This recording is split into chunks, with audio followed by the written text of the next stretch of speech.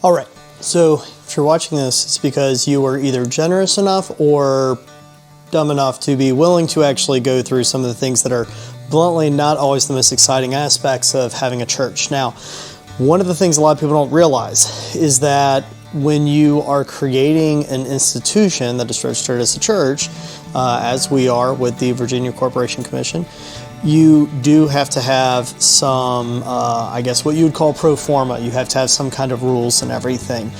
This is something that we have had in place. It's something where in some areas we've been doing an okay job of following it. In other places, it's kind of overbuilt for what we need. But when we first started, we didn't know what we needed, right? So we just kind of, put something in there that would give us enough structure so that we wouldn't find ourselves in some kind of bad situation. So we find ourselves today needing to update things.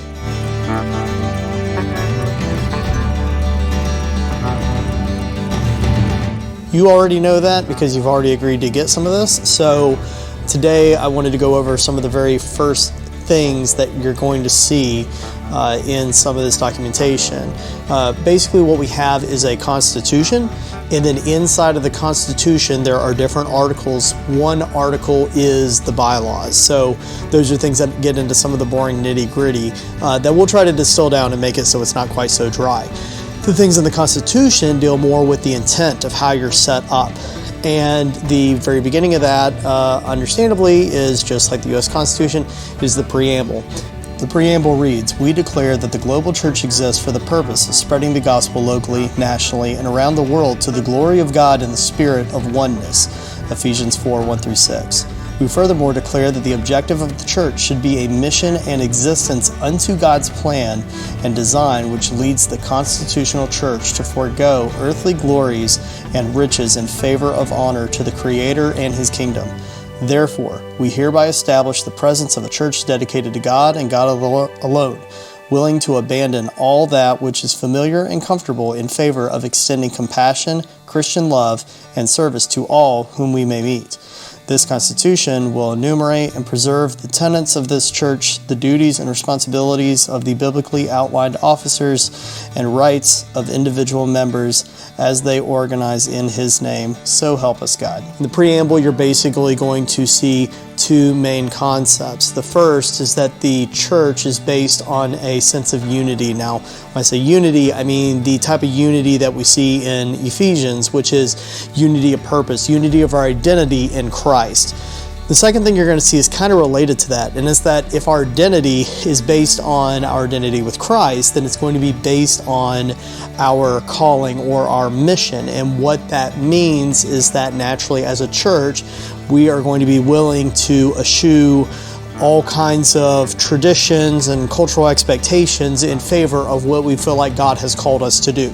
So that right there is basically the essence of the entire preamble. It's really just setting the stage for the fact that the church that we are trying to support here in the Well Community Church is a church that is not based on some sense of historical tradition. It's not necessarily based on geography. It's not really necessarily based on anything like denomination. Instead, it's based on what we feel God has called us to do. We wanted that right up front so that it would shape everything else that follows. In Articles 1 and 2, I'm not going to go in depth into that because it's a lot of stuff that you kind of need to have in something like a constitution, but it's not, there's not really a lot of opinion. The first article goes into the name and just says we're the Well Community Church and says where our building is, so again, not a whole lot to comment on. And the second thing goes over the fact that we are a 501c3 nonprofit. Now, there is a carve-out in the 501c3 regulations with the IRS code, and I promise you this is not going to get all that boring, where a church is automatically granted 501c3 status. There's no need to apply for it the same way if I were to just create a charitable organization. Now, in order to do that, you have to meet certain criteria. So what we have actually literally in our Constitution is something saying that we meet those criteria, that we are not violating anything that the IRS says, and so we are a nonprofit.